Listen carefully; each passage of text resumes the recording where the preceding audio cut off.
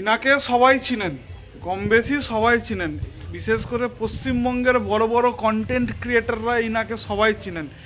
মানে এর বিশেষ করে এমডি বোরান ভাই করে করে আপনারা পোঁচ চাটেন। দেখুন ইনি হচ্ছেন একজন বাংলাদেশি মাল।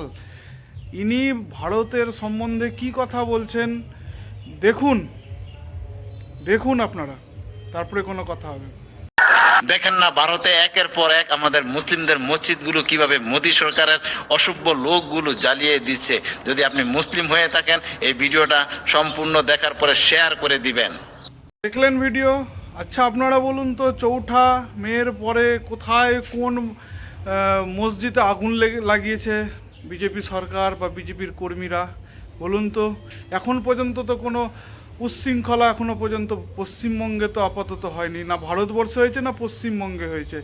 ইনি হচ্ছেন একজন বাংলাদেশি উস্কানিমূলক কথাবার্তা করা একজন লোক। আর আমি একটাই কথা বলবো, আপনি যদি সনাতনী হন বা ভারতবাসী মুসলিম ভাইরা হন, তাহলে ইনার প্রোফাইলে থেকে বেরিয়ে আসুন। ইনি মানে কি বলবো, বলার কিছু নেই, মানে উস্কানিমূলক কথাবার্তা। ভিডিওটা দেখছেন, আপনারা বলুন তো এখন পর্যন্ত কোনো মসজিদে আগুন লেগেছে?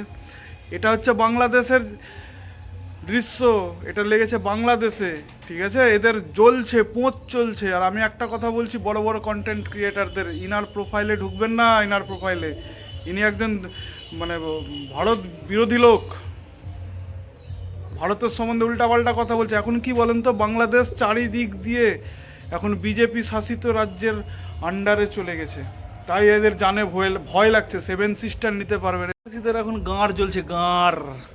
সালা সুমোরের বাচ্চা সব, এমডি বোরান, একে সবাই আনফলো করেন, সুমোরের বাচ্চাটাকে। বাংলাদেশি মালরা ভারতবর্ষের সম্বন্ধে একটা কথা বলবি না, কলিজার ভিতরে হাত ঢুকিয়ে আর কলিজা টেনে নেব, বুঝতে পারলি? পরিষ্কার কথা। শালা মুতলে ভেসে যাবি, বড় বড় বড় কথা।